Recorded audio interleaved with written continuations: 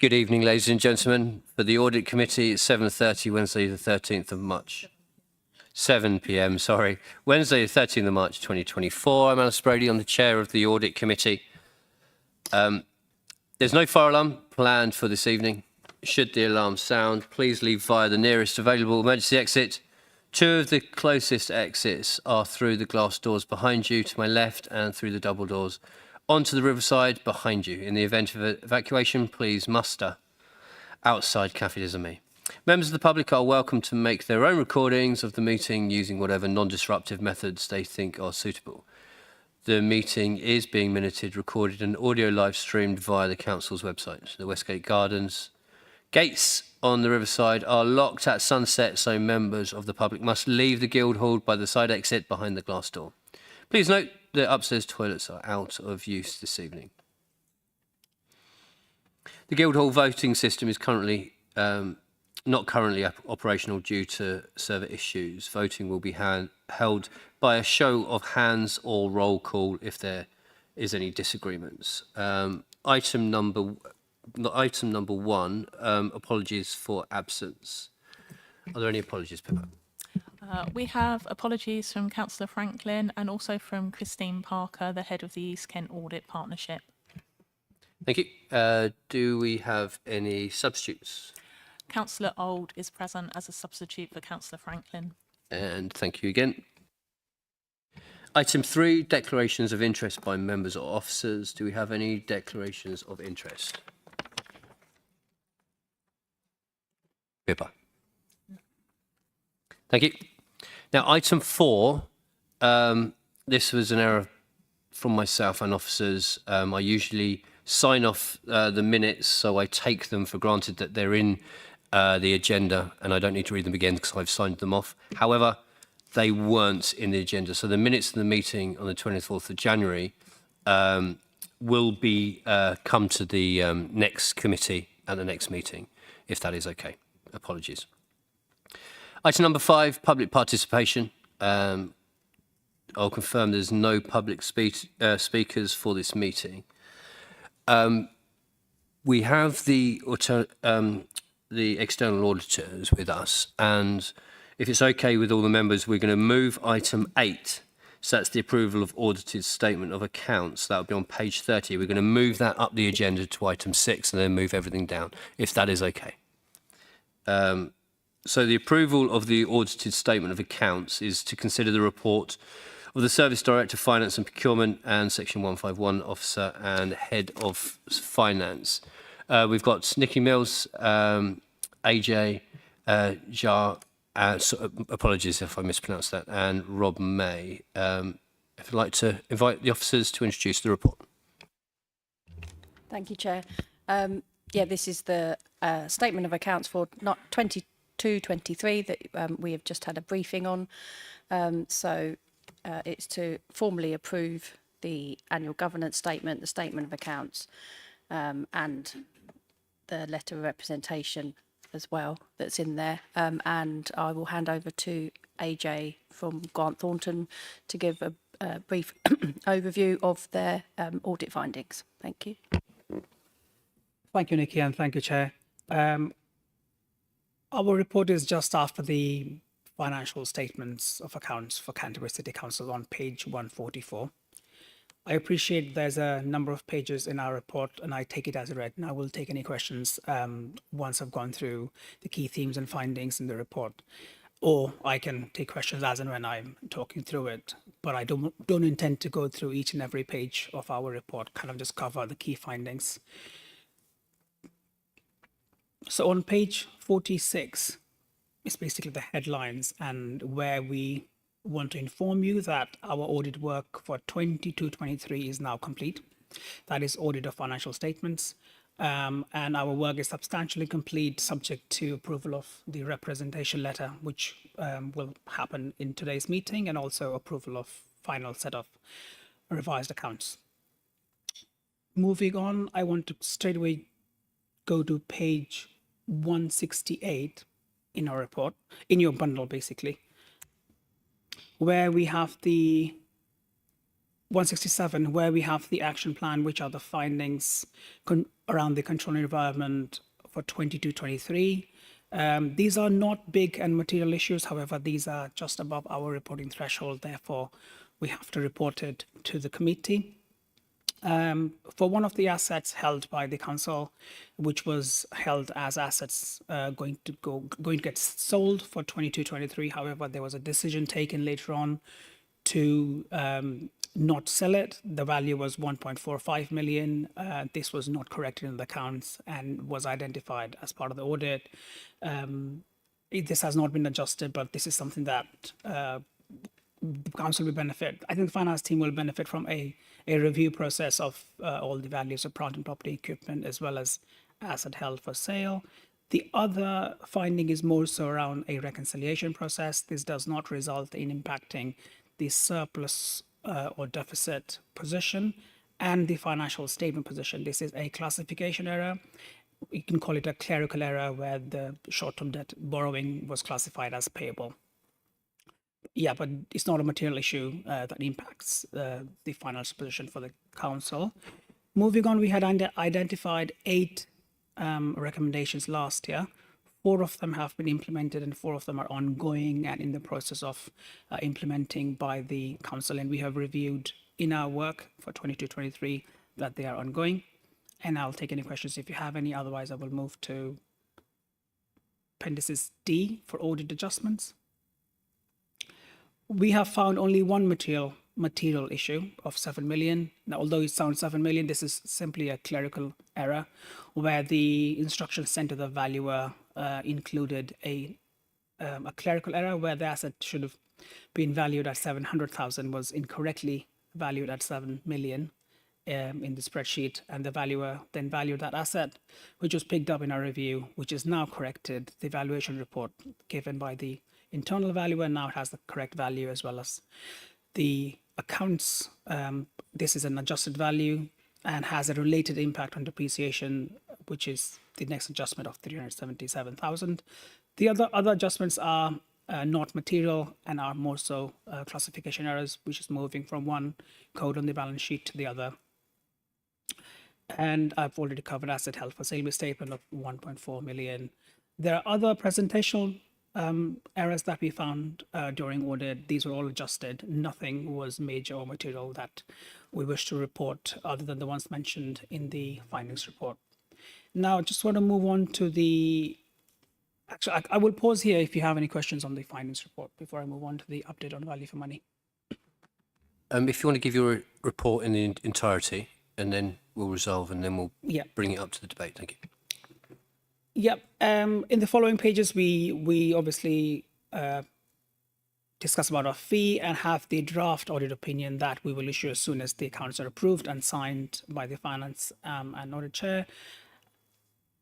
I wanted to pick up the value for money work. So the value for money work for 22-23 is complete. However, we could not have the management responses in time to make the audit committee, which is today's meeting. So we'll have to go in the following audit committee. However, the work is complete.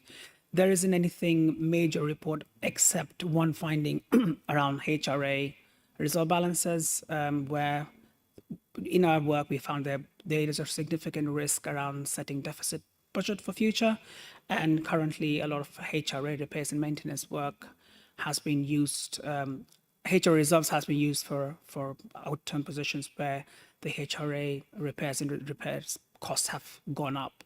I understand the dwelling rent is capped and cannot be increased, and cost of inflation and contracting costs have gone up, and there is at the moment pressures within the council to meet the repairs and maintenance activity, while that cannot be controlled and is outside council's control, the cost side of it.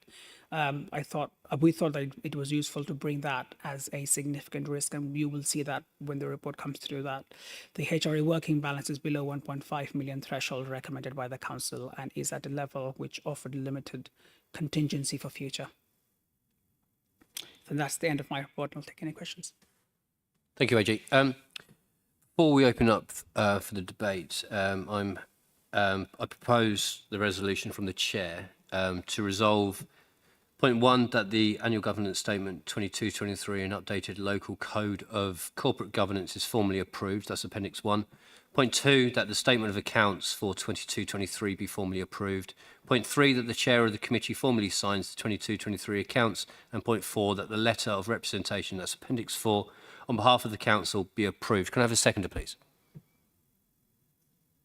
Thank you, Councillor Smith. So thank you for the reports. If we open it up, are you able to just turn off your mic, please? If we open it up to the floor, do I have anybody? Councillor Jones. Thank you, Chair. Just one question, and excuse my ignorance. Just on page 149, it mentions, or in this financial statement, trivial matters. What constitutes a trivial matter? Just in very layman's terms, please. I just noticed it says trivial matters, group account £140,000. Obviously, that's a combination, I'm guessing, of many things, but come to that amount. But if That's a good question. It's also an old audit terminology. So when we start our audit, we set a materiality threshold, and that is based on a percentage of the gross expenditure for the council. And for 22-23, it was 2%. By that, we mean we will report to you any errors we identify, which is more than 2.8 million for the group and 2.76 million for the council. Any errors below that, however, will still get reported, but does not require mandatorily to be adjusted by the finance team. And any error above the trivial matter, which is 140,000 for the group and 138,000 for the council, any value above this, any error we identify, we will report it as a finding and will be part of the audit findings report. However, any error that is below this number, but not in aggregate, individual error, we don't report it because we consider trivial. And I understand this might not be trivial for the council, but for audit reporting purposes, it is trivial. Thank you. Do we have any other comments? No. I have a list of questions, but I think I can take these out of the meeting because it's to do with the annual government statement, which doesn't really involve the auditors. But one thing that you mentioned, the 7 million material error. Now, are you comfortable that the checks and balances within the council are sufficient enough that that's an isolated incident? Looking at the amount, you mentioned there were a number of other errors, and how does that compare to other local authorities? Not the scale, because obviously a decimal point is, but the number of errors, how does that compare to other local authorities? Is it not the norm?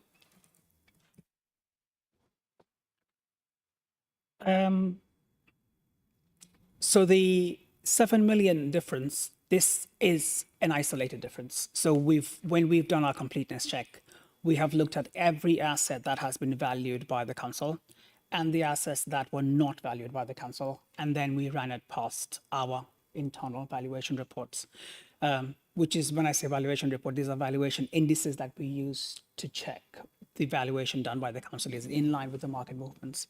And I can confirm that this was an isolated incident and was not a systemic problem or a pervasive control issue, which is a positive. On initial reflection, it looks like a clerical error, and it was a clerical error. In terms of the quantum of error identified for the council when compared to other districts of the size of this council, I'd say the errors are more or less similar. However, for other councils, you have all sorts of problems. Every council works differently. Every council has its own challenges and short-term, long-term goals. So I can't really comment on how it compares to other districts. What I can say, which is a positive about Canterbury, is one of the districts that will probably get signed off earlier than the other Kent districts.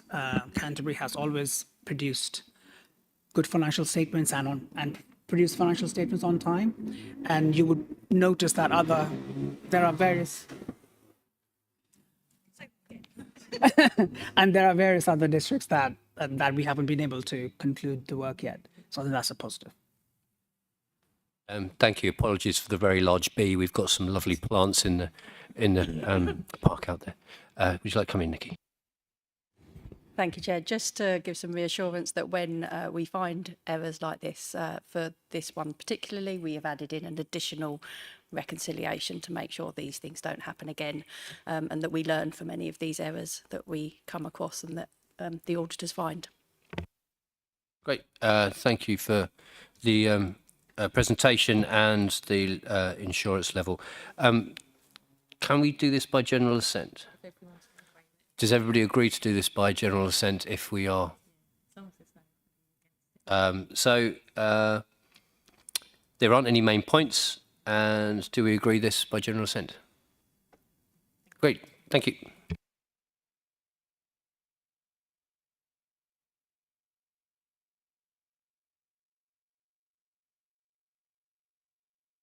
We'll now go back to item number 6. Thank you. If you want to stay around and listen to, you are more than welcome. But if you don't, have a lovely evening. We move to item 6, East Kent Audit Partnership Quarterly Internal Audit Update Report. And this is to consider the report. We have Christopher here, who's the Deputy Head of East Kent Audit Partnership. Would you like to introduce the report? Thank you, Chair. The report before you on page 5 is the regular internal audit update report that comes to each of the committees. On page 8, this shows you the main reports that have been completed within the period. For this time, there was just the one, which was payroll, which was a substantial assurance with no recommendations made. Moving on to page 9, this shows the 2 follow-ups that have been completed in the period, both now coming out at a substantial assurance. Page 12, this shows the limited reports that are pending follow-up. Both of these now will be commenced fairly soon, and they will be reported back to the July committee. Then on page 13, this shows the plan progress for the year, with Canterbury at the end of December being 62% completed, and at the end of January is now 70%. And with EKS at the end of December was 57% completed and now has moved up to 68% at the end of January. Those are the main points from this report, and I'll be pleased to take any questions you may have. Thank you. Thank you, Christopher. Before I open up to the floor for the debate, I propose the resolution from the Chair that this committee accepts the results of the internal audit work and makes comments if required to full council. Can I have a seconder, please? Seconded. Thank you, Councillor Smith. Any comments from the floor, please?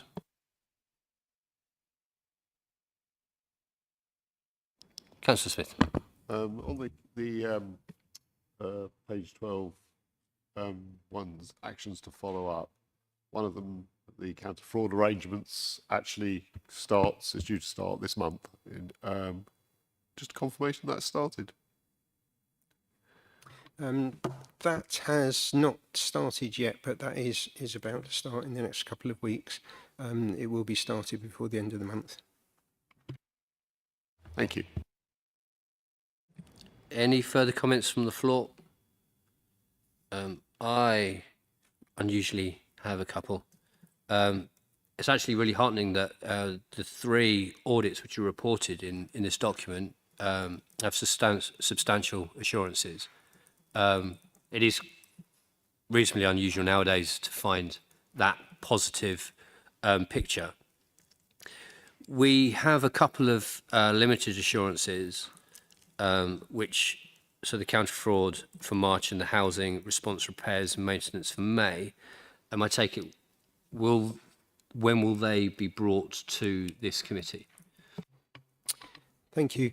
The intention is that those will be completed, ready for the July committee meeting. Great. Thank you for that assurance. We can do it by general assent again, if that's okay with members. If this item is agreed, can we have a show of hands? Agreed? Thank you, members. Move on to item 7, East Kent Audit Partnership Draft Internal Audit Plan 24-25, and that's on page 18.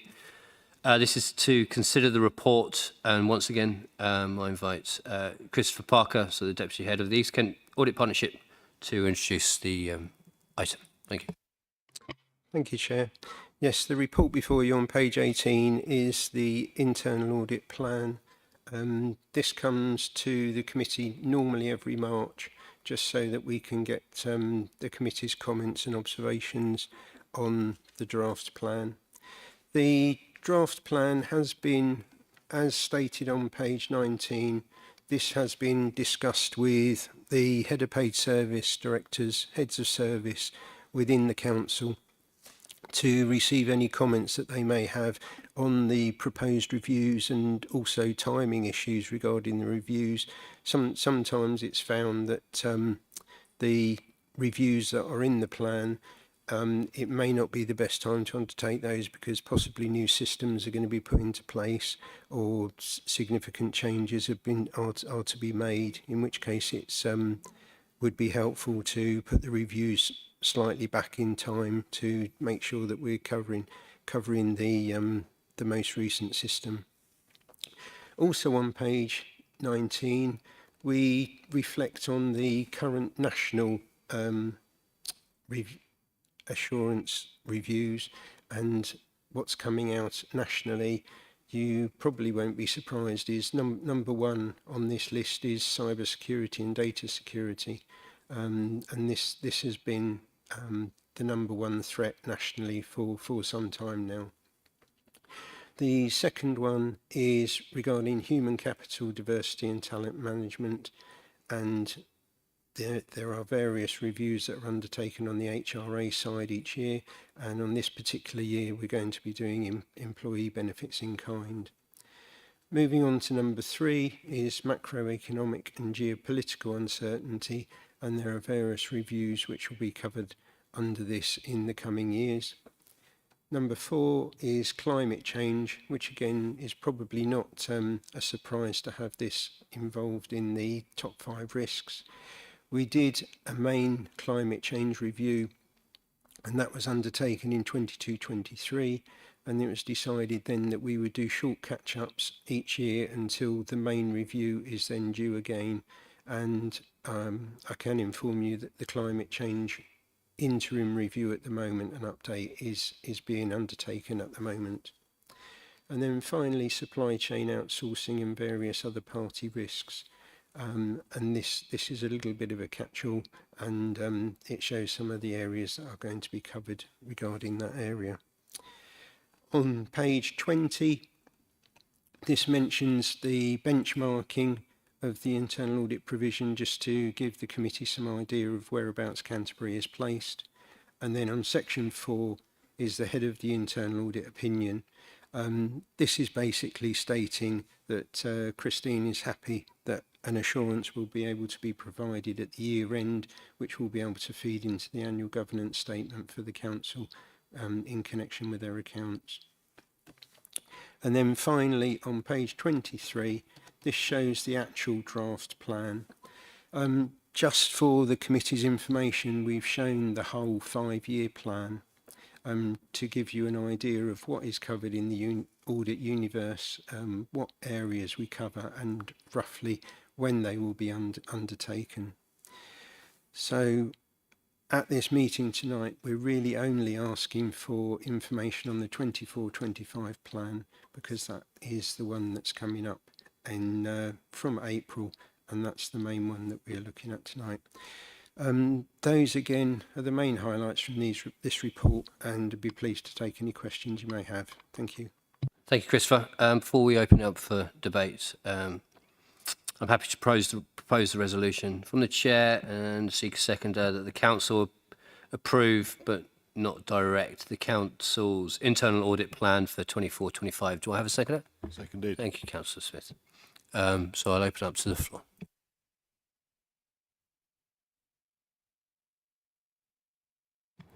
I have a couple of comments, surprisingly. Is the 1 to 5, top 5, is that a hierarchical scale? looking at the climate, I think it's number 4. Considering the immediacy of some of the impact of storms, flooding, high and low temperatures, and snow, and how that can affect the council, I think the only other issue there is or something that's likened to something that can happen within 48 hours is the cyber attack. The others, the workflow, they are general risks, but they're slow burning, really. And so looking at the national picture, I'm just wondering if it is a hierarchical scale, is more of a onus put on number 1 compared to 5? And do we see the climate change moving further up due to certain climatic impacts and issues within the council due to that? Yes, thank you. The risks that are highlighted here have been produced by the Institute of Internal Auditors. They do a risk assessment nationally every year to feed into all of the audit work that's taken across the country, both private and public sector. They speak to various people, risk managers, heads of internal audit, and they just get their idea of what the risks are that they feel that they're facing at the moment. And it is normally that, yes, the number 1 is the one that they feel the highest, and it is in that 1 to 5 ranking at the moment. But yes, climate change is a particular risk that has been climbing up the charts in the last couple of years, and that may well move further up in coming years as well. Thank you. I've got another comment, and I think I'm going to open it up to recommend this for the committee.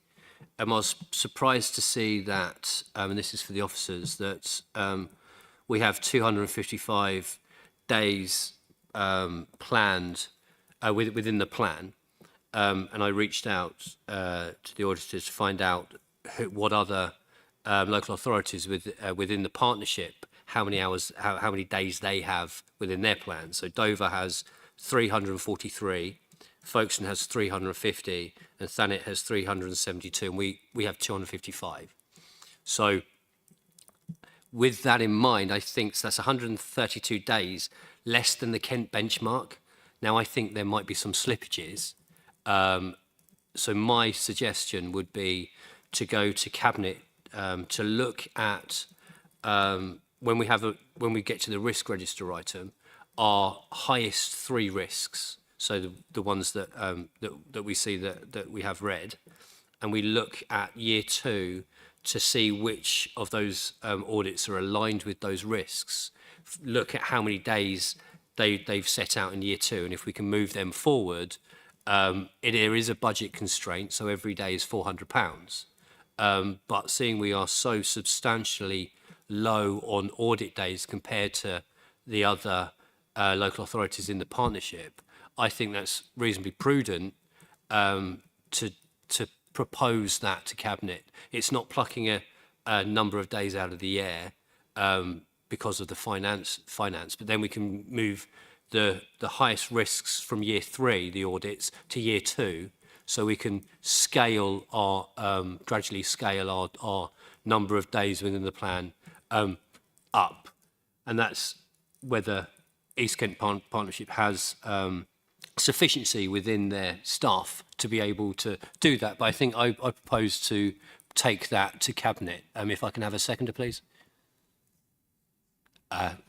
Councillor, I've used you a lot, Councillor Smith. Councillor Jones, thank you for seconding that. Would you like me to reword that? Yeah, please. So to reword that, I would like to take the proposal to Cabinet to increase the number of audit days within the audit plan, to look at our highest risks within the risk register and align that with the audits within year 2 and year 3 to see if these can be moved forward within budget constraints. I've got a second that, and I'll take that to the vote. From general assent, or does anybody not agree? General assent from the floor? Thank you, that's agreed. So that's the, so do we, 1 second. Christopher, would you like to come back? Thank you. If I can give the committee a little bit of background regarding this.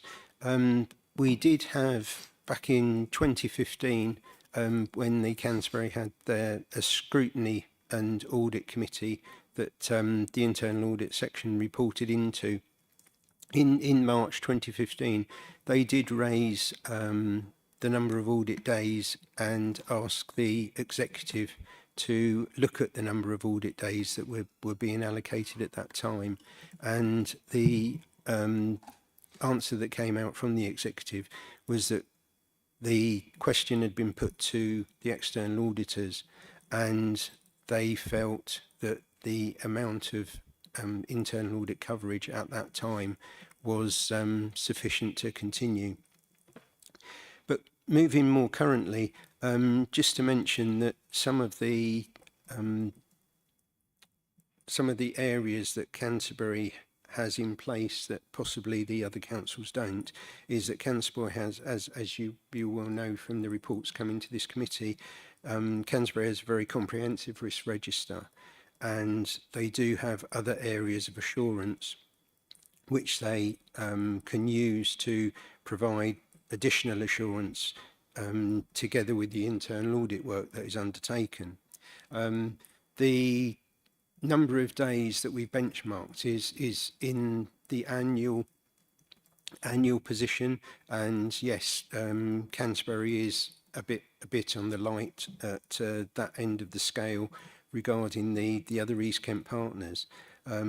However, the plan is over a longer period. Best practice is probably between 3 to 5 years. Canterbury has a 5-year plan, so they do get an awful lot of the work done, but it just takes slightly longer to undertake that. And at the end of the day, the plan, the internal audit plan, although it is largely put together by the East Kent Audit Partnership, we do that for the Section 151, and it's their internal audit plan, and they're the ones for the resources to be directed by. So I just wanted to give a little bit of additional information which hopefully may help you understand the position. Thank you.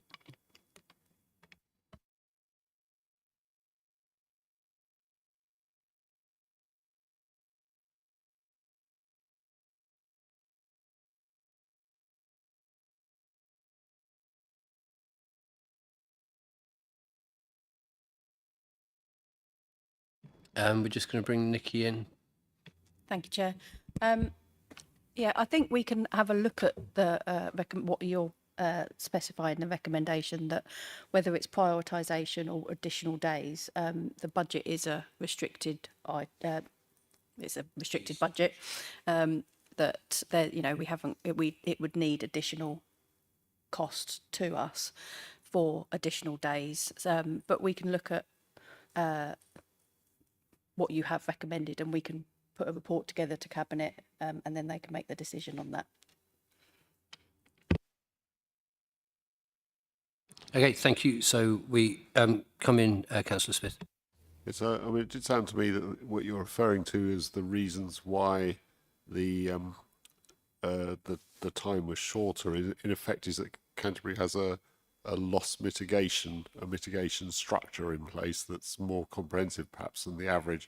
So if there is reasons, I would suggest that perhaps pointers to the mitigations be indicated in the reports, so you can then justify why it's less time, or if that makes sense. Thank you. Yeah, I agree. I mean, when it goes to Cabinet, there'll be arguments for and against for both, and then it's up to the great and the good to decide whether we commission more audit days. Thank you. So we've agreed by general assent, so that will go to Cabinet. So we move on to, we've done item 8. Oh, we need to vote on the item, apologies. So the council approve, but not direct the council's internal audit plan for 24-25 by general assent. Thank you. We'll move on to item 9, capital and investment and treasury management strategy. Consider the report. Officers, Nicky Mills, Director, Service Director, Finance and Procurement, Rob May, Head of Finance. I invite the officers to introduce the report. Thank you, Chair. This is an annual strategy that we provide to Audit Committee. It's the Treasury Management Strategy, Capital Strategy and the Investment Strategy. Basically, it's how we manage our money. Overall, we're quite risk averse, is one general point to mention. And also, we haven't changed any of our strategies over the last few years of how we manage our money. These strategies are here to give you just a high-level overview of how we manage our money. There are economic elements in there from our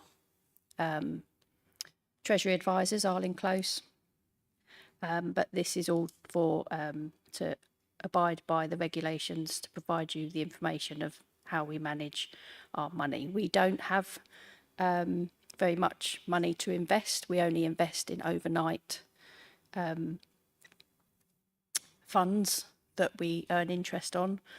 So we don't do any complicated investments or anything like that we do have the ability to, but we don't have the money or the resources to do those sort of things. But they are in there in the strategies if we did come into some money.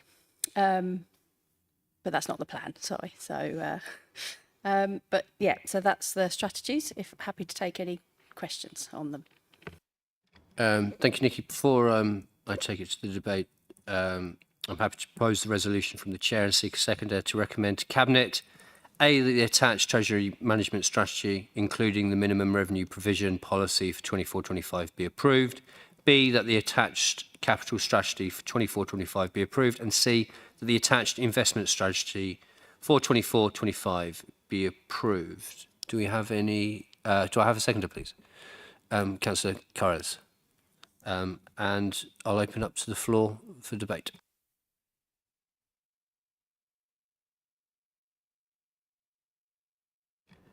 The report and your words must have been comprehensive. Just looking at the borrowing strategy. So we're looking at short term over long term due to high interest rates compared to between the two. Naturally, as we're seeing Arlene Close the next couple of years, that's a quite changeable landscape. How adaptable are we to that when we see, because we don't really want to borrow any more. However, if we have to, then hunting down the best value interest is always favourable. Thank you, Chair. Yeah, we have a mix of long-term and short-term, roughly about 20%, 80%. Long-term is the bigger number. And a lot of the long-term, we're locked in from previous capital spend. So we only borrow and can only borrow for capital spend. So the capital programme is what needs funding. As we pay off borrowing, that reduces the cost to the general fund, but then we need to re-borrow new borrowing for the capital spend that we're spending. At the moment, because the interest rates are so high compared to a couple of years ago, we are more short-term borrowing to wait until they come down a little bit, and then at the appropriate time when it would be a better interest rate, we will then lock in some longer-term borrowing to cover that. And that's our current advice from Arlene Close as well. We've got quite a big movement that is advisable to keep in short-term borrowing. So whether it's more like 35% that you could short-term borrow at any point because of the fluctuation in interest rates, so that you don't lock in that high rate. We did lock in some borrowing a couple of years ago when the interest rates were really low. So we took advantage of that at that time. So it's just keeping an eye on the market to see when would be a good time to borrow. And it would always be from the PWLB, which is government. So we would always get a better rate from them. And we also get a better rate for if we are purchasing for housing, that we get a special rate for that, as well as a special rate for local government. So there's different mechanisms to work out when we should long-term borrow, but we monitor that continually. Thank you. Do you have any further comments from the floor? No. So shall we do this by general assent again? Do you agree? Agreed. Thank you. Moving on to item 10. You obviously haven't had tea. That's why nobody's really commenting from the floor. You want to get away. Item 10, 23-24, Q3 Treasury Management Report. To note the report, and this will be from the Nicky Mill Show. The next, would you like to present the item? Thank you, Chair. So this is the Q3 monitoring of our Treasury management function. So this just gives an updated picture every quarter to you. And we are compliant with all of the limits and requirements that we have set and that sit for set. I'd like to draw your attention on page 245, which is the table that councillors are often interested in is our borrowing and when it is due to be repaid and what year and how much. So we have adapted the table for the last couple of quarters, and I think this table now hopefully gives a clear indication of comparing the limits and whether we comply, but also when the maturity year is due for all of our borrowing. So as you can see, we've got 22 million, which is the short-term borrowing currently, that gets borrowed continually on a rolling basis.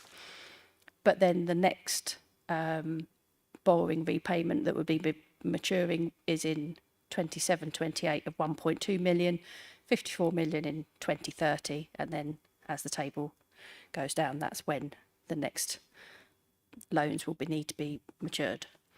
So hopefully that explains the table a little bit better this time round. Happy to take any questions on that. And this is just to note the report. So if we have any comments? No. So I like the sound of my own voice, so I'll ask a question. The rolling 22 million, how much is that reducing by year on year? Because when we get to year 5 and we got 54.2 million, then that's a little bit of a shock to then refinance that amount. So how much does that reduce year on year, and what happens when we get to year 5? Thank you.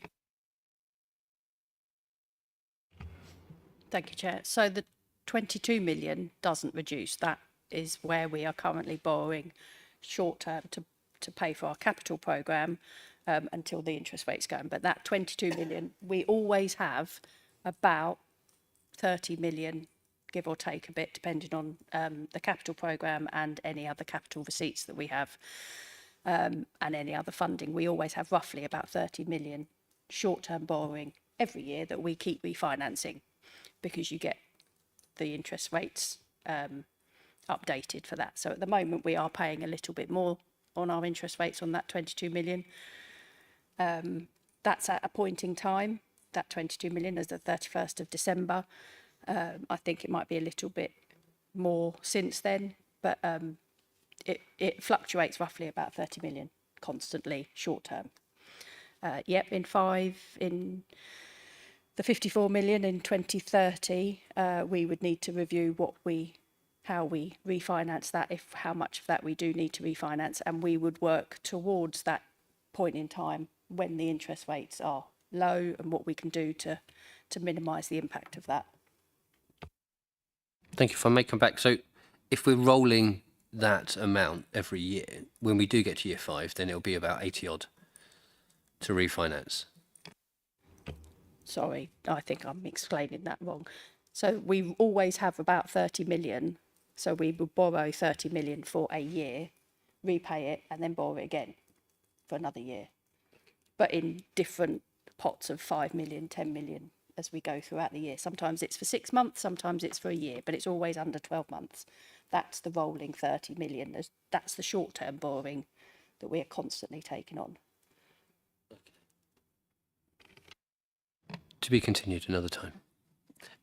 So this is to note, if we don't have any questions for the floor, by general assent. Agreed. Thank you. If we move on to item 11, regulation of investigatory, I can't say that very well, Powers Act, RIPA 2000 annual report. This is to consider, and this will be Jan, if you would like to, the Head of Legal Services, if you'd like to introduce the report. Thank you, Chair. Yes, this is a RIPA annual report providing an overview of this legislation, which enables local authorities or public authorities, including local authorities, to carry out covert surveillance operations without breaching the Human Rights Act 1998. There's statutory guidance that accompanies this legislation, and that statutory guidance provides that elected members should review the authorities' use of the legislation and set the policy at least once a year. So this has undergone, the policy has undergone a review. There's only a couple of minor amendments required, and I can confirm there's no applications made since 2015. It's very rarely used, but obviously something that we do still ensure that officers are aware of, and they could have come across a scenario where such authorisation is required from senior officers and the court. So really just seek your approval of the policy. Thank you for the report. So I propose a resolution from the Chair and seek a seconder to recommend to adopt the attached updated RIPA policy document, and B, to receive and note the annual report. Can I have a seconder, please? Councillor Smith. And I open up to the floor for a debate. Councillor Jones. Thank you, Chair. It's just a question, obviously about the RIPA and how we use it. Is it for my own benefit, really? For an example, if we have known areas, for example, if we have a lot of fly tipping and we put signs up and we say, please don't fly tip here, and we've got CCTV camera, can RIPA be used in that way, or is that done differently to what this is? Because I suppose it's an act of surveillance, but we're trying to actually prevent a crime and catch the perpetrators in that manner if we did it using this. Yeah, fly tipping is actually the most common use for this, but of course this deals with covert surveillance. So actually, even if you're putting the cameras up and you have a sign up to say there's CCTV operating in this area, you don't need the authorisation required under RIPA. And local authorities can only use it if in investigating potential crimes that have a prison sentence of over 6 months. So it's very limited that we can use it. Thank you. Do we have any other questions? No. So we can do this by general assent again. Do we agree this by general assent? Agreed. Thank you. I will move on to item 12, that's page 289, which is the risk register. And this is to note the verbal update from the Head of Finance. I bring in Rob May, the Head of Finance. Thank you, Chair. So Regulation 3 of the Accounts and Audit Regulations requires the relevant authority to ensure that there's a sound system of internal control, which also includes the effective arrangements for the management of risk. That's what we're doing here. So just to give you a bit of a brief update since last time. So the management team, as usual, formally considers the risks on a regular basis and confirms with the relevant directors the actions being taken to mitigate them. Attention is obviously concentrated on high and medium risks. So since the last report was brought to you all, we've split out the cyber incident because we feel it more important to consider this separately. Even though we've gone through the most recent one, it still remains the highest risk on the list. From both a likelihood and impact level. As we've removed this from the business continuity service, the remainder of this risk profile has reduced. The risk level on workforce capacity and skills has actually reduced back down to the previous level now, as we have made some progress on staff recruitment and retention.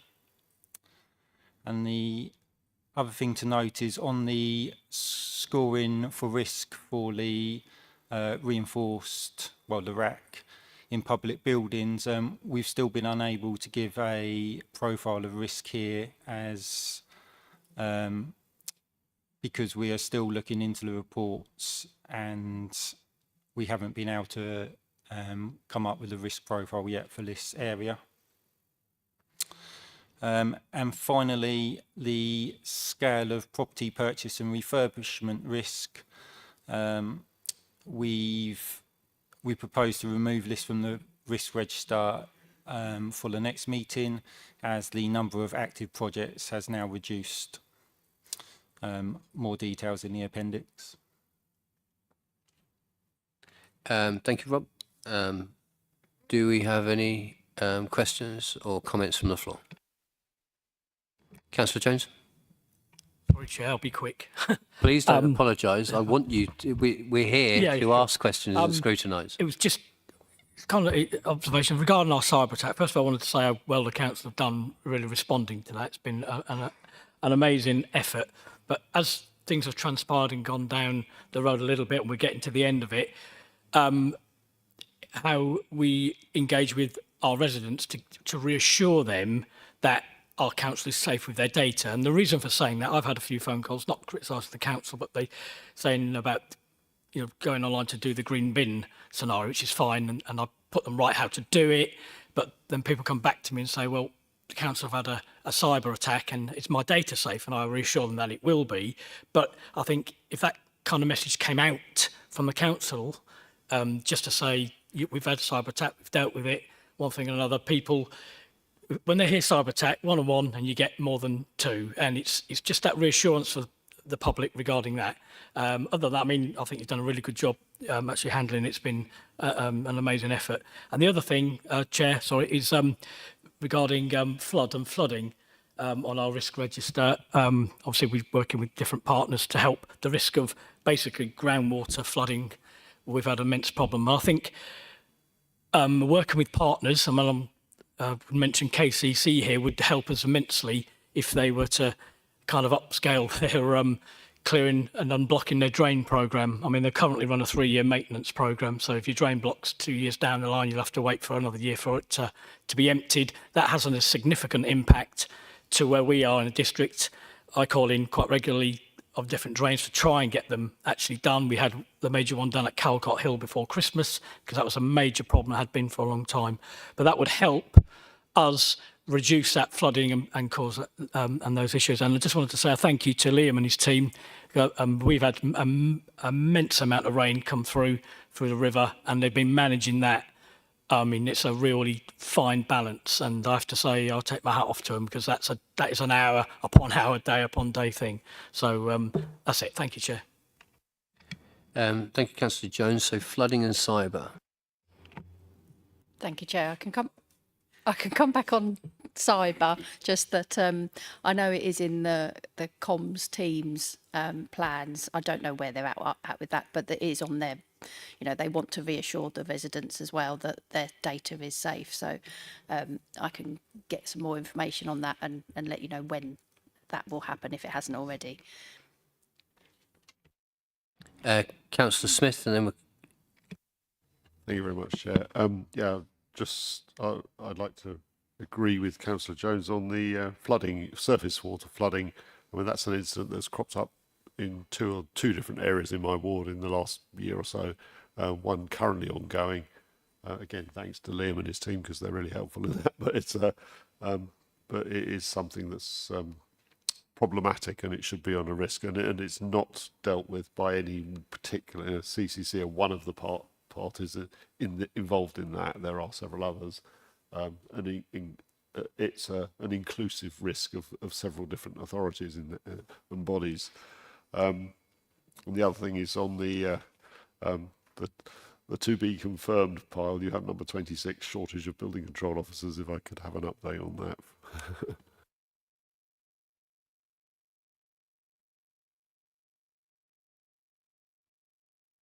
if you'd like to come in on the shortage of building control officers, page 294, to be confirmed at the bottom of the register, index risk register.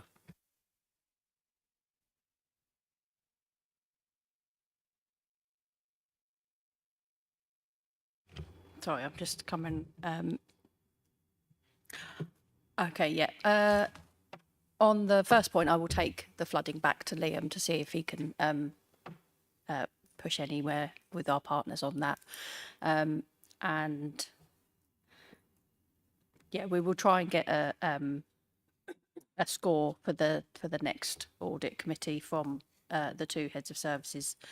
That they've raised the risk on the risk register, but to reassure you that it's on there, but on there they are aware of it and they are trying to mitigate with the risk. But just to score it, it's just slightly a little bit too early, and they need to gather all of the data. So, but yeah, we will see if we can get a score for the next one for that. Thank you, Councillor Bungman. Yeah, actually, mentioning the flooding, if you could also add like surface runoff to that as well, obviously from all the fields and everything else. That's obviously it's lifting the roads. I mean, it's creating more and more potholes all the time, which then obviously the risk to the cars, and then the costs of, you know, if you have to claim and things like that. But my actual point was the just to ask about the incremental payments from KCC linked to achieving recycling targets. Do you, I don't know if you would know or not, how close to the top of that tree are we for the targets? Do we have to, by doing all the recycling now, are we as much as they'll pay us sort of thing, KCC, or is there room for more, as we do the, you know, all this new recycling and everything, obviously are we likely to get more money from, is a target, you know, is the money there, the greater we recycle? I'm afraid I don't know the answer to that one, but I will take it away and find out for you and email it back round.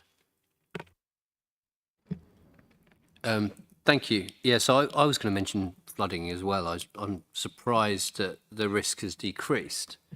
Many of our inboxes do have issues from residents, and it is a co-working environment where we do have other authorities and we have different private sector companies that we have to operate with, and it's whether they're working with us to alleviate that risk. So yes, I was surprised that it's green and it's towards the bottom. So inland waterway flooding, if that could be revisited. I was going to mention homelessness and that's also co-working with the county authority. And whenever they make decisions, that impacts us considerably. So it's amber and it's not changed. So what was the discussion around looking at that risk and the impact of that through Kent County Council's decisions with 19 plus care leavers? I'm just wondering what was the discussion and what needs to happen for that risk to increase, because we also have, you ask, unaccompanied asylum children that are housed by the county, but our housing stock needs to be utilised as well. So I'm just wondering, what are the discussions around the homelessness risk and whether that needs to be escalated? And when that's escalated, what does that actually mean within the register? More resources towards that, more discussion, more visibility than if it stayed amber. Thank you. Thank you, Chair. I think the score would have been reviewed by the director of place and the head of housing, yeah. And where the maximum scores are 5 and 5, they're at one lower than that, 4 and 4. So it's only amber because it's maintained at the same level. It might be slightly different reasons behind it, but it's still been reviewed at the same level of a score of 4 likelihood and 4 impact. If Audit Committee would like, we can ask one of them to come to the next meeting to discuss in more detail and the impact of the KCC. But I think that would be for them to come and explain it. Okay, thank you. Do we think, Councillor Corrales? Yeah, thank you, Chair. Just to say, if we are getting somebody from People in Place across, I would also request that they discuss the new rent guarantee insurance scheme that's been imposed as well. I would like to know more about this and how closely we're working with private sector landlords to try and help the homeless problems. Thank you. Thank you, Councillor. So the takeaways from this, we had comments on flood, on cyber. If it can be taken away to look at flooding and the impact and whether that should stay green, and if somebody could come to the next committee to discuss homelessness and the risk associated with different policy changes within government and other local and the county authority and how that will impact us with our statutory responsibilities. Are we agreed for those points moving forward? Thank you. This report can be noted by general assent. Agreed. And thank you for the report. Item 13, there's no other urgent business to be dealt with in public. 14, there's no exclusion of press and public. And any other urgent business to be dealt with in private? There is none. So thank you, everybody. Let's call a halt to the meeting at 8:05. Have a good evening and see you in